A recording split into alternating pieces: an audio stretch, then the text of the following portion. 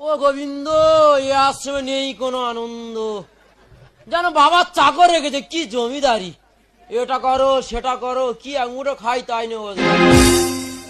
কোথায় আছো বউ বাচ্চা আমি জানি না,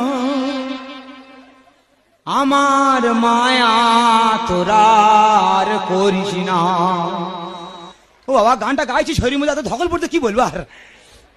দাদা, তোর বাড়ি বৌদি চিন্তা হয় না দাদা? হ্যাঁ, খুব চিন্তা হয়। আমার একটা ছেলে আছে, একটা মেয়ে আছে। ফোন টোন করে? হ্যাঁ, ওরা শুধু ফোন করে, আমি শুধু ফোন কেটে দিই। ঠিক করিস। একটা গল্প করি, বলি না জানো হাম বড়। হ্যাঁ না, তুই বল না, তুই ছোট ভাইয়ের মধ্যে বল। আচ্ছা দাদা, কোন সময় 1 কিলো মাছ আর 1.5 কিলো ডিম দেখেছিলি? 1 কেজি মাছ তার 1.5 কেজি ডিম? মায়ের দা, আমাদের পুকুরে ওই 200, মিথ্যা কথা না, পুকুরে ওই 200 পিস গোল্ডেন মাছ আছে, তা ওই একটা করে মাছে 1 কিলো করে মাছের 1.5 কিলো করে ডিম হয়। ইয়ে কি হাম বড় বলো দিনি।